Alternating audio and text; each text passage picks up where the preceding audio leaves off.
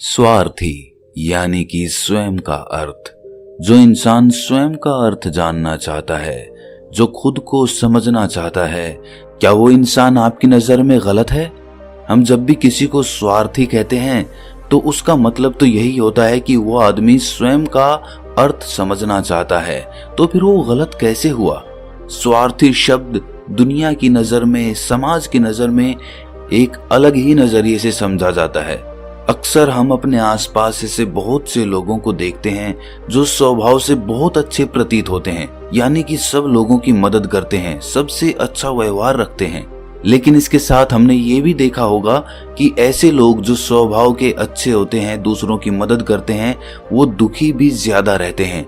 और जो लोग स्वार्थी होते हैं वो फलते फूलते चले जाते हैं।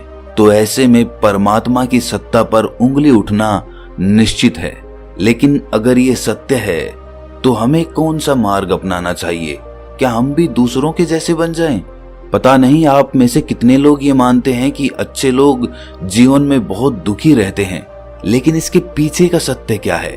अगर हम इसके पीछे का सत्य नहीं जानेंगे, नहीं पहचानेंगे, तो कहीं ना कहीं हमारा अवचेतन मन भी बुराई की तरफ झुक जाएगा। इसीलिए अपने मन में ऐसे विचार पनपने से पहले इस बात की पूरी सच्चाई, पूरा निष्कर्ष निकाल लें, ताकि भविष्य में आपको अपने अच्छे होने पे पश्चाताप ना हो, दुख ना हो। आज की जो बोध कहानी मैं आपको सुनाने वाला हूँ, उसमें आपको 5 ऐसे तरीके पता चलेंगे जिसके माध्यम से अगर आप कर्म करते हैं तो आप अच्छे कर्म भी कर पाएंगे और दुखी भी नहीं होंगे। इससे पहले कि आप इस कहानी में खो जाएं, इस चैनल को सब्सक्राइब जरूर कर लें। तो चलिए कहानी शुरू करते हैं। एक गांव में आनंद नाम का एक युवक रहता था। उसका भरा पूरा परिवार था। उसके 2 बच्चे थे, उसकी पत्नी थी, लेकिन उसके माता पिता इस दुनिया से चल बसे थे। इसीलिए पूरे परिवार की जिम्मेदारी उसी के कंधों पर थी। बच्चे अपनी पढ़ाई करते थे और उसकी पत्नी अपने घर गृहस्थी के कामों के साथ गाय, भैंस, बकरी इत्यादि का दूध बेच बेच कर अपना घर चलाते थे। और आनंद पहाड़ में पत्थर तोड़ने का काम करता था। बहुत ही मेहनत भरा काम था। पूरे दिन काम करता तो रात को थक कर घर पर वापस लौटता। लेकिन इतनी मेहनत करने के बाद भी अगर आनंद को गांव का कोई भी आदमी मदद के लिए बुलाता तो आनंद कभी भी मना नहीं करता था।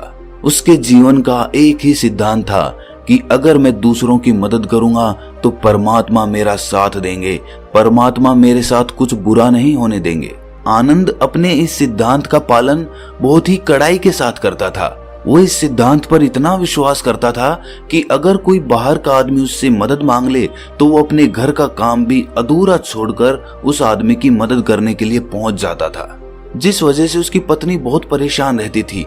वो अक्सर आनंद को समझाने की कोशिश करती थी कि सबसे पहले अपना काम करो, अपने परिवार को देखो। 2 बच्चे हैं हमारे और फिर भी तुम दूसरों के काम करने में लगे रहते हो। अरे अपने घर को तो संभाल लो, अपना घर संभल नहीं रहा, दूसरों की मदद करने चले हैं। और जब ऐसी ऐसी बातें आनंद के कानों में पड़ती तो उसके हृदय में कांटा सा चुभने लगता था और उन दोनों में लड़ाई झगड़ा शुरू हो जाता था। अक्सर उनके लड़ाई झगड़े का यही सबसे बड़ा कारण होता था। लेकिन ना तो आनंद अपने आप को बदल पाया और ना ही उसकी पत्नी ने उसको समझाना कभी बंद किया। इसी वजह से आए दिन उनके घर में कलेश होता रहता था। जहां तक उस गांव वालों की बात थी तो वो आनंद के स्वभाव को जानते थे और वो जानबूझकर जो काम आसान भी होता था, जो उनके सामर्थ्य में भी होता था, उस काम के लिए भी वो आनंद को बुलाते थे ताकि उन्हें कम मेहनत करनी पड़े। कहने का अर्थ ये है कि गांव वाले आनंद की इस भलमनसाहत का फायदा उठाते थे, लाभ उठाते थे और सब पीछे से उसका मजाक उड़ाते थे, उसे बेवकूफ कहते थे। ऐसे ही समय बीतता रहा और एक दिन आनंद की पत्नी बहुत ज्यादा बीमार पड़ गई। आनंद से जो कुछ भी सेवा हो सकती थी उसने वो सब अपनी पत्नी के लिए किया। उसने गांव के वैद्य को बुलाकर अपनी पत्नी की जांच करवाई, लेकिन ये रोग उस वैद्य की पकड़ के बाहर था। इसीलिए उस वैद्य ने कहा कि तुम अपनी पत्नी को नगर में जाकर किसी बड़े वैद्य को दिखाओ तो तुम्हारी पत्नी की जान बच सकती है। जल्द से जल्द नगर पहुंचने की व्यवस्था करो, नहीं तो तुम्हारी पत्नी के प्राण संकट में हो जाएंगे। ये सुनकर आनंद के पैरों तले जमीन फिसल गई। उसने ये नहीं सोचा था कि उसकी पत्नी के प्राण संकट में हैं। वो सोच रहा था कि कोई साधारण सा रोग होगा जिसका इलाज हो जाएगा। लेकिन जब उसने वैद्य की ये बात सुनी तो वो घबरा गया। अब पत्नी को नगर तक कैसे लेकर जाए, क्योंकि उसके पास इतना धन नहीं था कि वो अपनी पत्नी के लिए एक घोड़ा गाड़ी करके उसमें अपनी पत्नी को लिटाकर नगर में ले जा सके। उसकी पत्नी की हालत बिल्कुल चलने की भी नहीं थी, इसीलिए उसे नगर पहुंचाने के लिए किसी घोड़ा गाड़ी की जरूरत थी। संयोग से उसके पड़ोसी धन्नू के पास एक घोड़ा गाड़ी थी। वो अक्सर व्यापार के लिए अपनी घोड़ा गाड़ी नगर में लेकर जाया करता था। इसीलिए आनंद के मन में विचार आया कि मैं धन्नू की घोड़ा गाड़ी ले सकता हूँ। मैं धन्नू की इतनी मदद करता हूँ, कभी उसके काम को नहीं टालता, तो वो तो मेरे काम को कभी मना ही नहीं कर सकता। और यही सोचकर वो घोड़ा गाड़ी लेने के लिए धन्नू के पास पहुंच जाता है। लेकिन धन्नू बहुत ही चालाक इंसान था। वो बिना किराए के अपनी घोड़ा गाड़ी अपने सगे संबंधियों के लिए भी नहीं ले जाता था। तो आनंद की तो दूर की बात रही। जब आनंद ने उससे घोड़ा गाड़ी के बारे में पूछा तो उसने ये कहकर उसका ये काम टाल दिया कि मेरे घोड़े बहुत ज्यादा बीमार हैं, वो शायद बच भी मुश्किल से पाएंगे। 5 दिनों से वो कुछ नहीं खा रहे, तो ऐसे में बेचारा घोड़ा गाड़ी लेकर कहाँ नगर तक पहुंच पाएगा। हाँ, अगर तुम कुछ धन की व्यवस्था कर सकते हो तो मैं अपने एक मित्र की घोड़ा गाड़ी तुम्हारे लिए मंगवा सकता हूँ। ये सुनकर आनंद परेशान और चिंतित हो गया, क्योंकि उसके पास धन तो था ही नहीं। इसका मतलब उसकी पत्नी बड़े नगर में वैद्य के पास इलाज के लिए पहुंच ही नहीं पाएगी।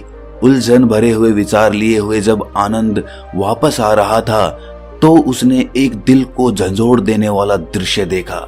उसने देखा कि धन्नू के घोड़े, जो धन्नू के अनुसार बीमार थे और कुछ खा भी नहीं रहे थे, वही घोड़े गांव का ही एक युवक उसकी बाड़ से खोलकर बाहर ला रहा था और गाड़ी में उसको जोत रहा था। ये देखकर पहले तो आनंद को कुछ समझ में नहीं आया। उसके बाद जब आनंद ने उस युवक से पूछा तो उसने बताया कि धन्नू ने ये घोड़ा गाड़ी उसे किराए पर दी है। ये सुनकर आनंद का दिल टूट गया। उसने कभी सपने में भी नहीं सोचा था कि उसका सबसे अच्छा मित्र धन्नू उसके साथ ऐसा कर सकता है। हालांकि ये इस बात पर दुखी होने का वक्त नहीं था, इसीलिए आनंद वहां से जल्दी से लौट जाता है और गांव के ही एक सेठ के पास जाकर कुछ धन उधार लेकर धन्नू को दे देता है। धन्नू अपने मित्र की घोड़ा गाड़ी मंगवा देता है, जिसके बाद वो अपनी पत्नी को वैद्य के पास नगर में ले जाता है। जब उसकी पत्नी का इलाज चल रहा था तो आनंद यही सोच रहा था कि एक वो दिन था जब धन्नू की बेटी बीमार हो गई थी और धन्नू यहाँ पर नहीं था, तो मैं पूरी रात वैद्य जी के पास उसके लिए बैठा रहा था, उसकी देख रेख की थी, उसकी सेवा की थी। इतने दिनों तक धन्नू नहीं आया था, तब मैं ही उसके परिवार की देख रेख किया करता था। हाय, कैसा दुर्भाग्य है ये। जिसके लिए मैंने इतना कुछ किया, उसने एक घोड़ा गाड़ी देने से मुझे मना कर दिया, और वो भी तब जब मेरी पत्नी जिंदगी और मौत के साथ खेल रही थी। कुछ देर बाद वैद्य बाहर आकर आनंद को एक बहुत बुरी खबर देता है। वो आनंद को बताता है कि उसकी पत्नी को कर्क रोग हो चुका है और इसका कोई भी इलाज नहीं है। उसके पास कुछ समय ही शेष बचा है।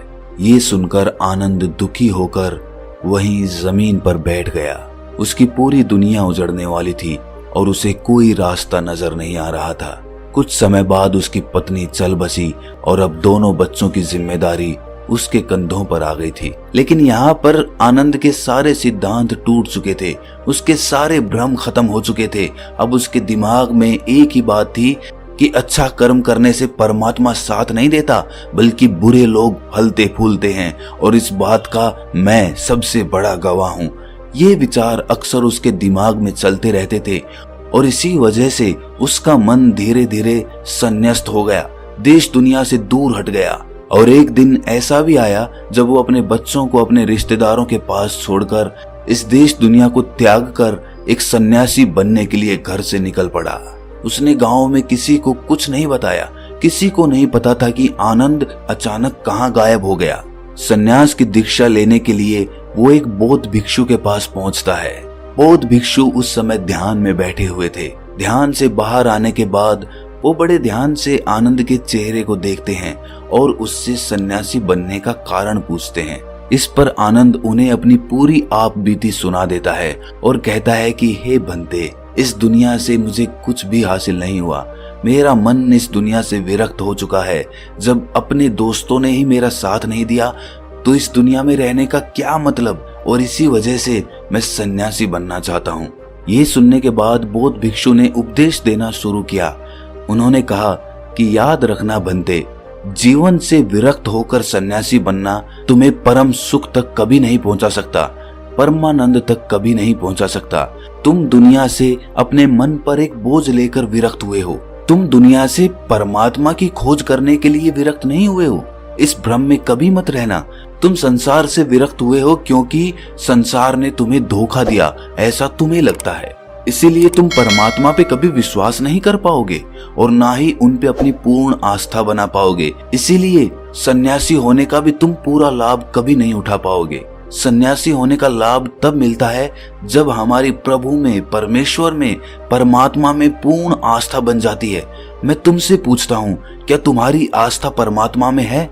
ये सुनकर आनंद कहता है कि हे बंते, मैं तो दुनिया देख कर आया हूँ कि जो बुरे कर्म करता है वो फलता फूलता है, और जो अच्छा काम करता है उसे प्रभु कुछ भी नहीं देता, परमात्मा उसे दुख ही दुख देता है।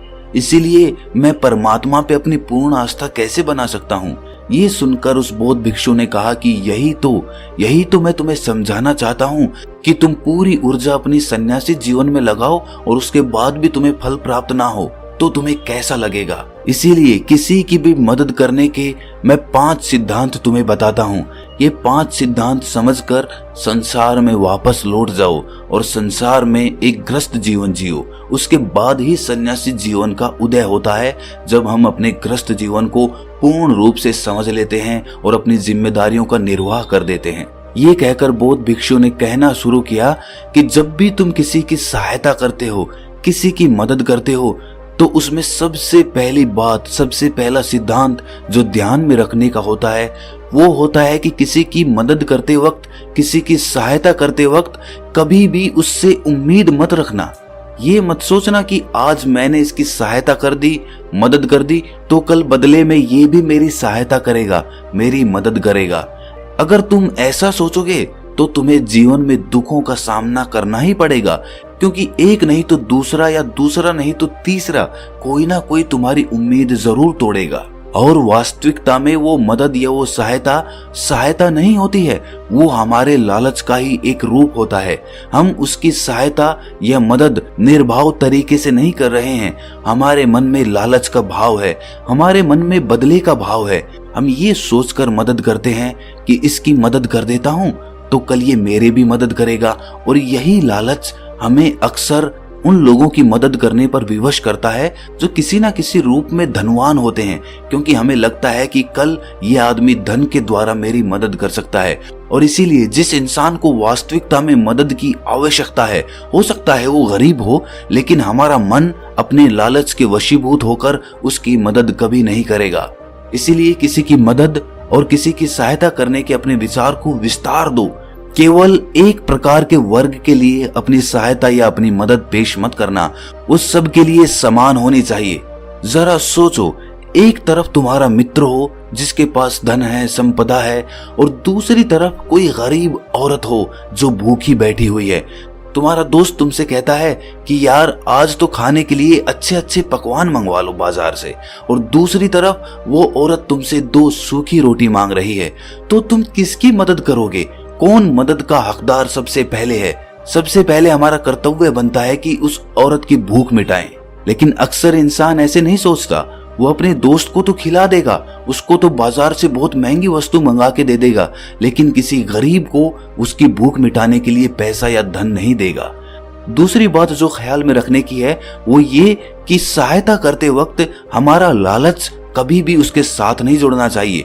अक्सर हम जब किसी की मदद करते हैं तो हमारा लालच और हमारा स्वार्थ ही उसके साथ जुड़ा होता है, और हम अपनी भविष्य की योजना तैयार करके उस आदमी की मदद करते हैं। हम ये सोचते हैं कि अगर मैं इसका ये काम करूंगा तो भविष्य में ये आदमी मेरा वो काम पूरा कर देगा, और वो सहायता, वो मदद बिल्कुल भी परमात्मा के द्वार को नहीं खटखटाती, क्योंकि वो लालच है। जाहिर है आप अपने आप को धोखा देने के लिए अपने लालच को एक सहायता, एक मदद का रूप दे रहे हैं। तीसरी बात जो ख्याल रखने की है वो ये कि अपने सामर्थ्य के हिसाब से दूसरे की मदद करो। कभी भी एक ग्रस्त आदमी को किसी की इतनी सहायता नहीं करनी चाहिए जिससे कि उसका परिवार और उसके बच्चे कष्ट में जीवन बिताएं। सबसे पहला फर्ज हमारा होता है अपने परिवार को सुखी रखना, उनकी जरूरतें पूरी करना और उसके बाद दूसरों की मदद करना आता है। लेकिन कुछ लोग दूसरों की मदद पहले करते हैं और अपने परिवार को तवज्जो कम देते हैं, जिससे कि परिवार में लड़ाई झगड़े आए दिन पनपते रहते हैं और ये सब हम समाज में देखते रहते हैं अपने आसपास। अगली बात जो ख्याल में रखने की होती है वो ये कि अपना कर्म, अपनी जिम्मेदारियां पहले निभानी होती हैं। हम अपना कर्म, अपना काम छोड़कर पहले दूसरों की मदद करने के लिए चले जाते हैं और जब दूसरा बदले में हमारी मदद नहीं करता तो हमारा दिल दुखी हो जाता है। हम सोचते हैं कि मैंने तो अपना काम छोड़कर उस आदमी की मदद की थी और वो आदमी मेरी मदद ही नहीं कर रहा है। इसीलिए अपना कर्म सर्वोपरि, अपना कर्म सबसे ऊपर, क्योंकि वही काम करने के लिए इस दुनिया में हमारा जन्म हुआ है। और सबसे आखिर में जो बात समझने की है वो ये कि परमात्मा की मर्जी से ही सब कुछ होता है। हमारा कर्तव्य है अपने कर्म को करते जाना। करनी धरनी तो ऊपर वाले के हाथ में है, इसीलिए जो कुछ भी होता है सब ऊपर वाले पे छोड़ दो। अगर तुम्हें कोई धोखा भी देता है तो ये समझ के चलो कि वो सब ऊपर वाले की करनी होती है। आप ये मान के चलो कि मैं करता नहीं हूं, मैं तो एक माध्यम हूं, करवाने वाला तो वो है, उसके सामने किसकी मर्जी चली। जब ये आस्था, ये विश्वास हमारे मन में पनपने लगता है तो हमारी सारी शिकायतें दूर हो जाती हैं, क्योंकि इस दुनिया में जो भी होता है अच्छे के लिए होता है, जो भी हो रहा है अच्छे के लिए हो रहा है और जो भी होगा अच्छा ही होगा। चाहे हमारी बुद्धि आज वर्तमान में इस सिद्धांत को ना समझ पाए, लेकिन जीवन में कभी ना कभी किसी ना किसी मोड़ पर आपको जरूर ये एहसास होगा कि जो हुआ था वो अच्छे के लिए ही हुआ था। इसीलिए सारी शिकायतें दूर कर दो और बस अपना कर्म करते जाओ, अपने ग्रस्त जीवन को पूर्ण रूप से जी लो और उसके बाद ही सन्यासी जीवन की नींव होती है। इसके बाद बौद्ध भिक्षु ने आनंद को कहा कि वापस अपने गांव लौट जाओ, अपनी बेटियों को वापस लेकर आओ, उन्हें पालो पोसो, अपने बच्चों को वापस लेकर आओ, दूसरी शादी कर लो, लेकिन बच्चों का पालन पोषण अच्छे तरीके से करो। ये सुनकर आनंद अपने बच्चों के साथ अपने गांव में वापस लौट आता है। गांव में किसी को खबर नहीं थी कि आनंद कहां पर गया हुआ था और वो क्या ज्ञान लेकर वापस लौटा है। लेकिन अगले दिन सुबह सुबह गांव वालों ने आनंद के चेहरे पर एक अलग ही आनंद, एक अलग ही आभा पाई। तो दोस्तों, कैसी लगी आपको ये कहानी कमेंट सेक्शन में जरूर बताना और अच्छी लगी तो इस चैनल को सब्सक्राइब जरूर कर लेना। तो मिलते हैं अगली कहानी में, तब तक के लिए अपना ख्याल रखें।